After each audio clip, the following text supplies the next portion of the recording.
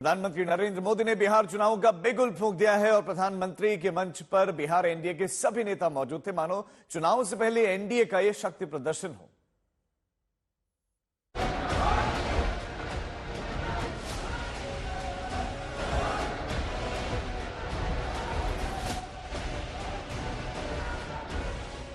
आज प्रधानमंत्री नरेंद्र मोदी बिहार दौरे पर पहुंचे। मंच पर बिहार एनडीए के सभी बड़े नेता मौजूद थे।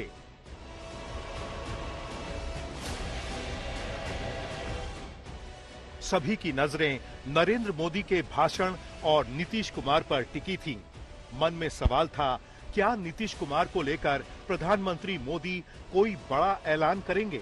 क्या 2025 विधानसभा चुनाव में एनडीए का चेहरा नीतीश कुमार होंगे? इसका ऐलान खुद प्रधानमंत्री करेंगे। लेकिन प्रधानमंत्री मोदी सिर्फ इतना बोलकर रुक गए कि नीतीश कुमार उनके लाडले मुख्यमंत्री हैं। हमारे लाडले मुख्यमंत्री नीतीश कुमार जी, हमारे लाडले मुख्यमंत्री नीतीश कुमार जी, हमारे लाडले मुख्यमंत्री नीतीश कुमार जी, हमारे लाडले मुख्यमंत्री नीतीश कुमार जी। मंच पर मोदी और नीतीश कुमार की मुलाकात हुई, कुछ बात हुई, लेकिन आज बिहार की रैली में नीतीश कुमार के नाम का ऐलान नहीं हुआ।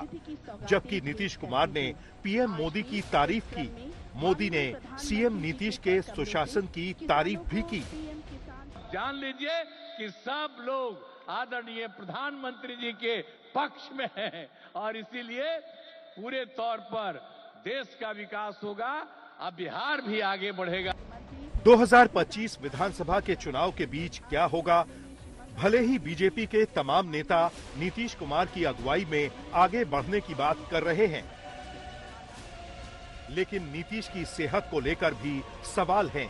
सवाल ये कि अगर एनडीए की जीत हुई तो क्या नीतीश कुमार अगले 5 साल तक सीएम बने रह सकते हैं?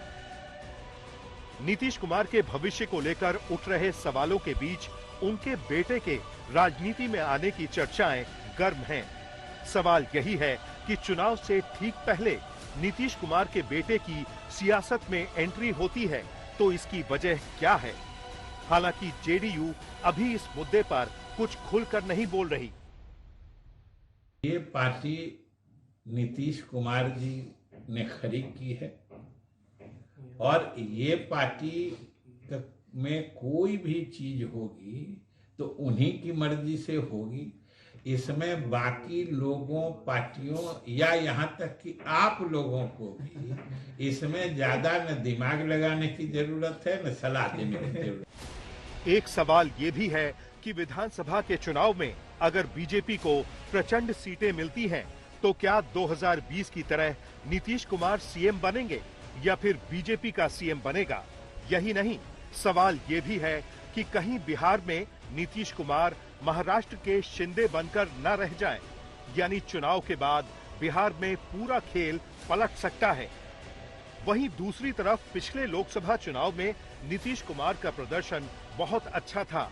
राहुल, तेजस्वी और लालू की जोड़ी भी एनडीए को बिहार में रोक नहीं सकी। ऐसे में सवाल ये भी है कि क्या विधानसभा चुनाव के बाद बीजेपी चाहकर भी नीतीश कुमार को नजरअंदाज कर सकती है, क्योंकि बिहार में नीतीश कुमार की लोकप्रियता आज भी बरकरार है। आज पीएम मोदी ने बिहार चुनाव का बिगुल फूंक दिया, लेकिन सियासी गलियारों में नीतीश कुमार को लेकर उठ रहे सवालों के जवाब टटोले जा रहे हैं। यानी नीतीश को सिर्फ लाडला मुख्यमंत्री बताकर पीएम मोदी ने क्या संदेश दिया है? आज तक ब्यूरो।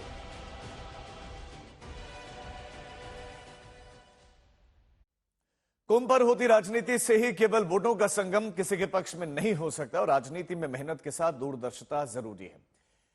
इन 3 तस्वीरों को आप देखिए। सुबह प्रधानमंत्री मोदी भोपाल में मौजूद होते हैं, जहां पर मोहन यादव सरकार ग्लोबल इन्वेस्टमेंट से जुड़ा हुआ कार्यक्रम करती है। प्रधानमंत्री नरेंद्र मोदी कार्यक्रम का शुभारंभ करते हैं और दोपहर में फिर पीएम बिहार पहुंचते हैं। एक क्लिक पर पीएम किसान सम्मान योजना के तहत 22,000 करोड़ रुपए किसानों के खाते में पहुंचाते हैं। शाम को वो असम पहुंचते हैं, जहां पर अगले साल चुनाव होना है। इन 3 तस्वीरों से आप ये समझिए कि राजनीति में सिर्फ अभी की नहीं बल्कि दूर तक की सोच नरेंद्र मोदी रखते हैं। जहां शाम को असम पहुंचते हैं तो वहीं गुवाहाटी के स्टेडियम में पीएम मोदी का भव्य स्वागत होता है। रिकॉर्ड 9000 कलाकार नृत्य में शामिल होते हैं और प्रदर्शन करते हैं। और असम में 9 साल से कांग्रेस सत्ता से बाहर है। असम में मोदी राज में ही बीजेपी की पहली सरकार बनी थी, जहां पर आज पीएम मोदी ने कहा कि चाय वाले से बेहतर चाय की खुशबू और गुणवत्ता को कौन समझ सकता है। भारतरे पूर्व दिकर सूर्य उठा दे।